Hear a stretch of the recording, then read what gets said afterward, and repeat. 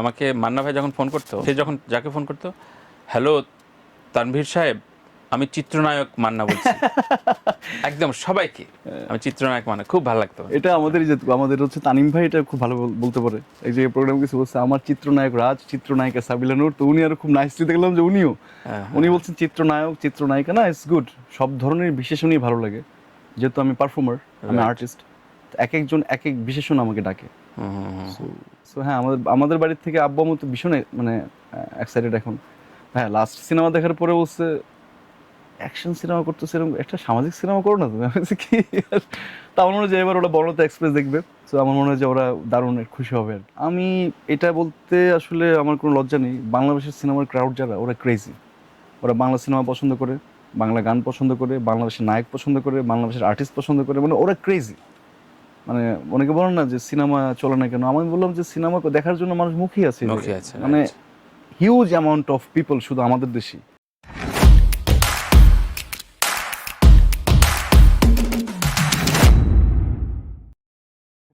ছোটবেলার থেকে, মানে অনেক ছোট, মানে আমি অনেক আগের থেকে কক্সবাজার ঘুরি, যাই আসি। তো ওনার গান আছে একটা, কি আমাকে দিয়েছিল, চোখটা এত পুরাই কেন, ও পুরা চোখ সমুদ্রে যাও, সমুদ্র কি তোমার বাড়ি। এই যে এই গান যে আমি শুনছি তখন, এটার ভিজুয়াল আমি দেখছি বেসিক্যালি কক্সবাজারে গিয়ে। এই যে গান, উনি আসলে এটা কেন গেছে, মানে তখন তো আমরা ছোট ছিলাম, আমি মানে এই কারণে আমি সঞ্জীবিতা ছাড়া আমার আমি আজকে যে থাকতে আফটার প্রোগ্রাম প্লিজ আমাকে নিয়ে যান, আমি ওনার সাথে অনেকক্ষণ গিটারটা নিয়ে আসেন, আমরা অল্প একটু গানও গেলাম। তো চমৎকার, এটা শুনে আমার ভালো লাগছে কেন যে অল অফ সাডেন এটা তো আমি জানতাম না। আমার জন্য সারপ্রাইজিং যে আপনি ওনাকে খুব পার্সোনালি চিনেন। যে এই যে আমার যে এই যে সিনেমা করা বা নায়ক, এই যে অ্যাক্টিং করার পিছনে কিন্তু ওনাদের অবদান একটু করে আছে। কেন? ওনার গান, ওনার ক্রিয়েশন, তার গান তো তার জীবনটাই গানে ভর্তি ছিল, বুঝছো? ওগুলোই ভালো লাগে। অনেকে আপনি আমাকে ফোন দিয়ে বলেন আপনি আমাকে কিভাবে সম্বোধন করেন, এটা কিন্তু আমার খুব মাঝে মধ্যে ভালো লাগে, হিরো। তো নরমালি তো এটা কেউ বলে না, লাইক হ্যাঁ আরো কিছু আছে, যেন আমি এফডিসি তে শুটিং করতে গেছি, ওরা ন্যাচারালি সবাইকে ডাকছে। হ্যাঁ, সামটাইমস এটা মজা আছে। কিন্তু একটা কথা বলি, আমাকে মান্না ভাই যখন ফোন করতো, সে যখন যাকে ফোন করতো, হ্যালো তানভীর সাহেব, আমি চিত্রনায়ক মান্না বলছি। একদম সবাইকে আমি চিত্রনায়ক মান্না, খুব ভালো লাগতো। এটা আমাদের হচ্ছে তানিম ভাই এটা খুব ভালো বলতে পারে। এই যে প্রোগ্রাম কিছু বলছে, আমার চিত্রনায়ক রাজ, চিত্রনায়িকা সাবিলা নূর, তো উনি আরো খুব নাইসলি দেখলাম যে উনিও উনি বলছেন চিত্রনায়ক চিত্রনায়িকা না, ইটস গুড, সব ধরনের বিশেষণই ভালো লাগে। যেহেতু আমি পারফর্মার, আমি আর্টিস্ট, এক একজন এক এক বিশেষণ আমাকে ডাকে। ডাকে পড়ার জিনিসটাকে যদি আমি সামারিক থেকে ছোট করে নিয়ে আসি, পুরো জবটা কিন্তু একটাই, হিরো, অ্যাক্টর, রাইট, নায়ক, অভিনেতা, মানে লাইক অল আর সেম।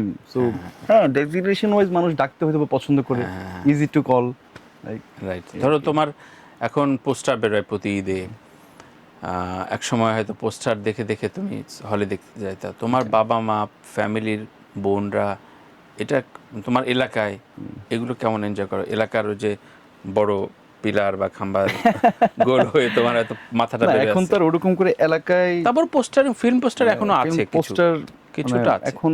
আমার মনে হয় লোকালি, আমি যদি সিলেটের কথা বলি, সিলেটে হলই নেই। আগে যে জায়গায় 7টা-8টা হল ছিল, লাইক পুরো টাউনের আশেপাশে, আমার স্কুলের পাশে, এখন কোনো হল নেই। আর যেটা আছে অবস্থা খুবই লাজুক। সো গ্রামের বাড়ির কথা ব্রাউনবাড়িতে বললি, আমাদের বাড়ি যে জায়গায়, আমাদের খুব বর্ডার লাইনে, মানে ইন্ডিয়া বাংলাদেশ বর্ডার, মানে ব্যাপারটা এরকম, আপনি যে জায়গায় বসে ওটা আমার বাড়ি, আর আমি যে জায়গায় বসে এটা ইন্ডিয়া। আচ্ছা, ওই এলাকাতে কোনো সিনেমা হল নেই। সো অপশন দুইটা, এটা হচ্ছে নানি বাড়িতে এলাকা থাকলে আমরা ইন্ডিয়ান চ্যানেলস দেখতে পারতাম কিছু, অটো আসতো, হ্যাঁ ডিডি ন্যাশনাল, এটা সেটা, মানে পাশাপাশি বাড়ি তো, মানে ইন্ডিয়ান চ্যানেল ওর বাড়িতে সবটাই আছে, বাট বাংলাদেশে আসতেছে না, আবার বাংলাদেশে অ্যান্টিনা দিয়ে আবার ওগুলো দেখা যাচ্ছে। তো ছোটবেলা থেকে সিনেমাটা দেখা হতো ঠিকঠাক। আচ্ছা, ওদেরও ফেস্টিভ ডে আছে, ওটাতে হিন্দি সিনেমা চলে, আমাদের যেমন ফ্রাইডেতে হিন্দি সিনেমা চলে। তোমার ফ্যামিলি কিভাবে সিনেমাটা এনজয় করে?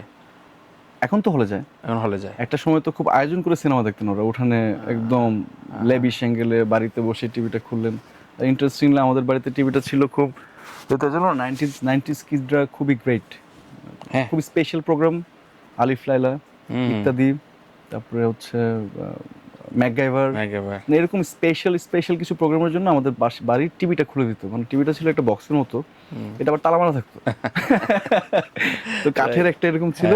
তো রীতিমতো আমাদের বাড়িতে যখন আসলে ফ্রাইডেতে সিনেমা চলতো, খুব ফেস্টিভ্যাল নিয়েই আসলে সিনেমাটা দেখতো, একসাথে সবাই জড়ো হতো। এবং টিভিতেই এটা দেখতো। তো বিকেল 3টার হ্যাঁ হ্যাঁ এক্স্যাক্টলি। সো হ্যাঁ আমাদের বাড়ির থেকে আব্বু আম্মু তো ভীষণ মানে এক্সাইটেড এখন।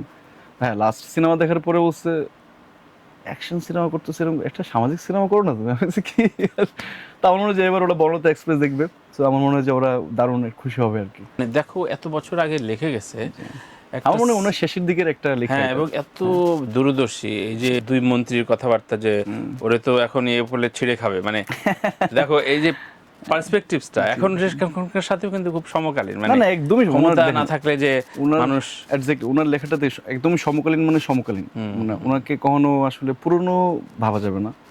ওনার ভাষা সহজ, আমার মতো কথা বলেন, বাঙালিদের মতো কথা বলেন, ওনার জোকস মজা, ওনার সেন্স অফ হিউমার মজা, লেখার মধ্যেই মজা।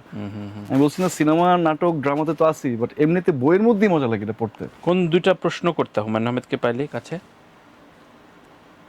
আমি প্রশ্ন করার চেয়ে আমি ওনার সান্নিধ্য চাইতাম, আচ্ছা, এবং আমি জ্যোৎস্না দেখতাম মাস্ট। জ্যোৎস্না তো দেখতে একটা কনভার্স তো হইতো, বা সেটা তো আমি জানি না, মানে যেটা তো হয় না। জিজ্ঞেস করি, ধরো আছে আমি যেহেতু অনেক কিউরিয়াস, মানে অনেক ছোট বিষয়ে অনেক কিউরিয়াস হয়ে যাই, বা আমি অনেক কিউরিয়াসিটি থেকে অনেক কিছু হয়তো বা বলতাম, জানার চেষ্টা করতাম যে আসলে কিভাবে কি, বা অনেক কিছু।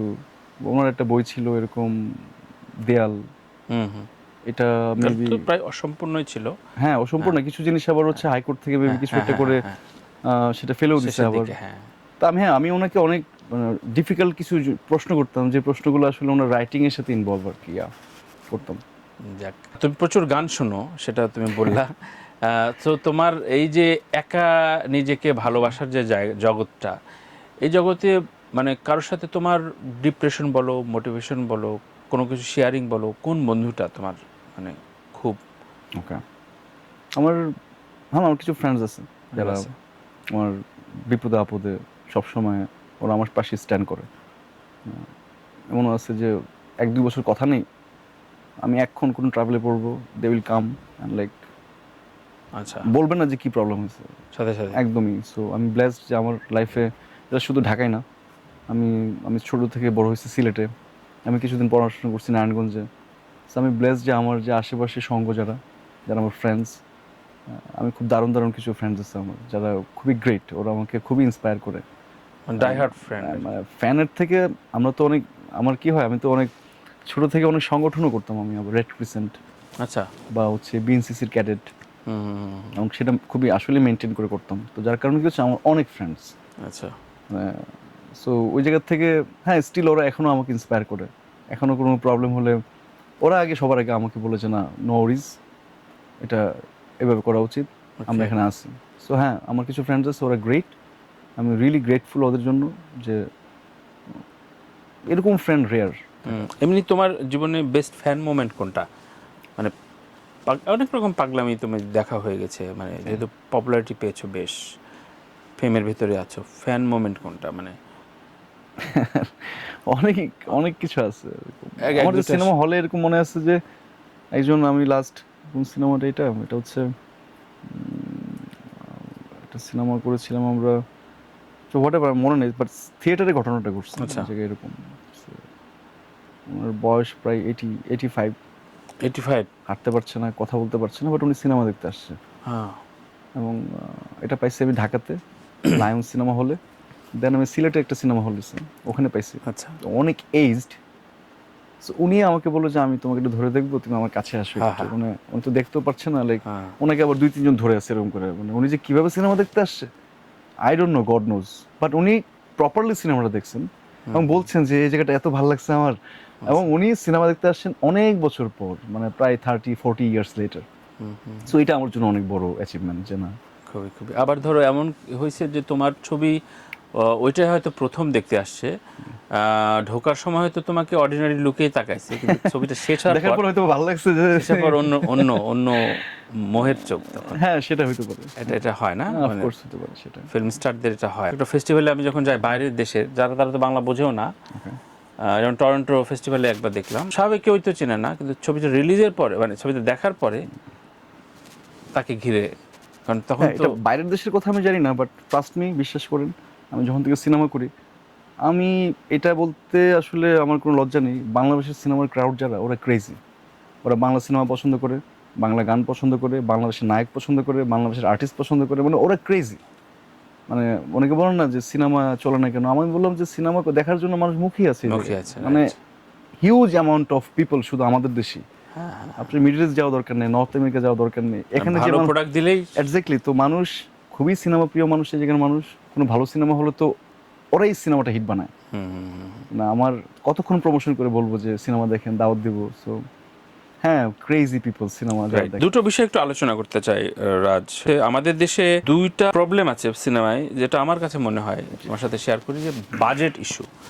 এই যে একটা বাজেট প্রপাগান্ডা শুরু হয় ঈদেই বেশি করে, ঈদে যেহেতু একটু বেশি ছবি রিলিজ হয়, যে প্রচুর এই অমুক বাজেট তমুক বাজেট, এই ইস্যুটা তোমার কাছে কতটা স্বস্তিকর মনে হয়? এই প্রথম প্রশ্ন। আর দ্বিতীয় প্রশ্ন হচ্ছে তোমার ছবির ক্ষেত্রে, ধরো একটা ছবি, অনেক ছবি যায় বছরে যে ছবিগুলোর নাম জানে না, তুমি পার্সোনালি প্রশ্নটা করছি না, ইন জেনারেল, যে অনেক ছবির ক্যাম্পেইন হয় না, প্রপার ক্যাম্পেইন হয় না, তুমি যেটা চাও হয়তো ভাবে নার্সিংও করে না, সেরকম কোনো পর্যায়ে পড়েছে কিনা? আমার জানার মতে তোমার এই 8-9টা ছবির মধ্যে বেশ ভালোই প্রমোশন প্ল্যান হয়েছে। তুমি কি এটা মাথায় রাখো কিনা, এটা প্রমোশনটা কতটা যত্ন নিয়ে করা হবে, মানুষ জানবে কিনা, হাইপটা ক্রিয়েট হবে কিনা, এই দুটো মাথায় থাকে কিনা, বাজেট আর প্রমোশন? ওকে ফাইন, বাজেটের কথা, বাজেট তো ডেফিনেটলি একটা সিনেমার জন্য খুবই একটা একদমই মেইন সেন্টার পয়েন্ট, কারণ ফিনান্স প্রপারলি না হলে সিনেমাটা প্রপারলি এক্সিকিউট হবে না। সো এটা একটার সাথে আরেকটার খুবই পরিপূরক কিন্তু। বাট হ্যাঁ, সবসময় যে আবার অনেক টাকা আছে, দেখবেন যে ওই সিনেমাটার স্ক্রিপ্টিং ভালো না বা দুর্বল। আমি আবার অনেক টাকা আছে এরকম না, আমার কাছে টাকাটাও ঠিকঠাক আছে, প্রোডাকশনটাকে মেনটেন করতে এই টাকাটা লাগবে মানে লাগবে, মানে একদম ম্যান্ডেটরি নেসেসারি। ওই ফিনান্সটা আসলে সিনেমার জন্য করা উচিত এবং সেটাই হেলদি হয় দিন শেষে। কারণ শুধু টাকা আছে, গল্প ভালো না, গল্প আছে টাকা নেই, বাট গল্পটাও ঠিকঠাক আছে, টাকাও ঠিকঠাক দিতে হবে, এটা সিনেমাটা বানানোর জন্য এই অ্যামাউন্টটা আসলে ম্যান্ডেটরি, তখনই সিনেমাটা সিনেমা হয়ে উঠবে আর কি। সো বাজেট ডেফিনেটলি একটা ইস্যু দিন শেষে। আর প্রমোশনের কথা যদি বলি, আমি প্রমোশন তো দেখেন, একটা প্রোডাক্ট, আপনার একটা প্রোডাক্ট আপনি যতভাবে আসলে মানুষের কাছে নিয়ে যাবেন, মানুষ তত কিন্তু জানবে যে কি একটা সিনেমা আসছে বনলতা এক্সপ্রেস। তো আমার মনে হয় যে, বা অন্য সিনেমা আরও যারা যারা সিনেমা নিয়ে আসছেন, তো প্রমোশন একটা অনেক বড় ফ্যাক্টর।